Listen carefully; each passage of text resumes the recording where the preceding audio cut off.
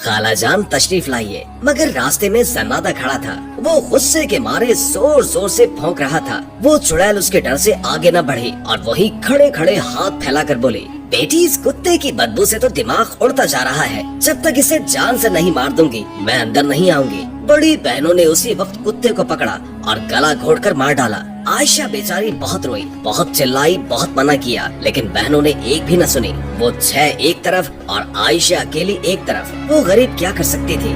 आयशा को कुत्ते के पास छोड़कर बाकी बहनों ने बड़ी भी को अंदर बुला लिया। जो ही चुड़ैल ने दरवाजे के अंदर पाँव रखा, मुर्दा कुत्ते की लाश भौंकने लगी। बुढ़िया फिर पीछे हट गई और बोली, तौबा तौबा, मरे हुए कुत्ते से तो और भी बुरी बू आ रही है। मैं तो अंदर नहीं आऊंगी, पहले इस कुत्ते को जला दो। बड़ी बहनों ने फौरन कुत्ते की लाश को जला दिया। आयशा उन्हें न रोक सकी, लेकिन जब आग अच्छी तरह बुझ गई तो कुत्ते की राख समेटकर रुमाल में बांध ली और अपने पास रख लिया। फिर अलग बैठकर अपने प्यारे कुत्ते को याद करके रोने लगी। बहनों ने बुढ़िया के लिए अच्छे अच्छे खाने तैयार किए, उससे मजे मजे की बातें सुनती रही। दिन के वक्त तो बुढ़िया लड़कियों के साथ हंसती और बोलती रही जैसे सचमुच की खाला हो। उसने लड़कियों को तोहफे भी दिए, लेकिन जब रात हुई तो वो अपनी असल शक्ल में आ गई। उसकी आंखें अंगारों की तरह चमकने लगी, छुरियों की तरह तेज और लंबे दांत बाहर निकल आए, बाल सांप की मानंद फनकारने लगे, हाथ तेज नाखूनों वाले बन गए। वो बेचैन होकर इधर उधर टहलने लगी और चीखने और चिल्लाने लगी,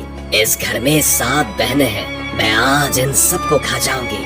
आयशा को बुढ़िया पर पहले ही शक था। वो जल्दी से चारपाई के नीचे छुप गई। बाकी 6 बहनों को खबर न हुई। चुड़ैल ने उन सबको पकड़ लिया। सबसे पहले उसने बड़ी बहन से पूछा, मेरे नर्म नर्म चूजे, बोल तुझे कहाँ से खाना शुरू करूँ?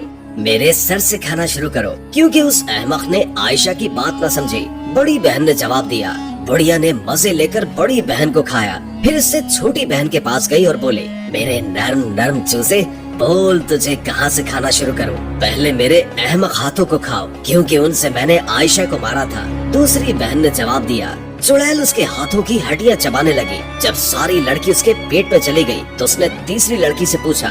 लड़की ने जवाब दिया, पहले मेरे कानों को खाओ, क्योंकि उन्होंने आयशा की एक न सुनी। चुड़ैल ने तीसरी बहन को भी निगल लिया। जब उसने चौथी बहन से पूछा तो उसने कहा, पहले मेरी टांगे खाओ, क्योंकि इन बेवकूफों ने आयशा को मारा था। चुड़ैल ने उसे भी हड़प कर लिया। पांचवी बहन ने कहा कि पहले मेरा मुंह खाओ। जब आयशा मुझे दरवाजा खोलने से रोक रही थी तो उसे ये बुरा भला कह रहा था। चुड़ैल ने उसे भी चट कर लिया।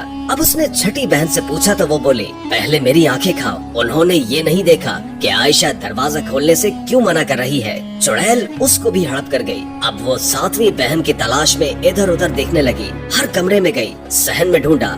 आखिर उसको मालूम हो गया कि आयशा चारपाई के नीचे छुपी हुई है।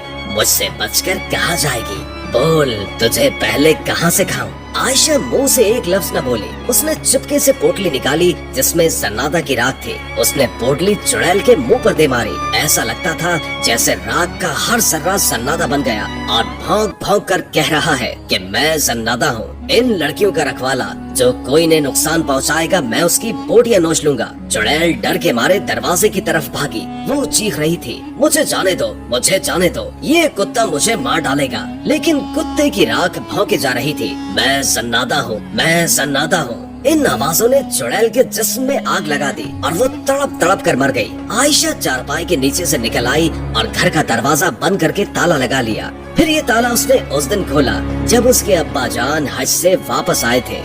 उम्मीद है कि आज की वीडियो आपको अच्छी लगी होगी। अगर वीडियो अच्छी लगी हो तो लाइक करके हमारे चैनल को सब्सक्राइब कर दें।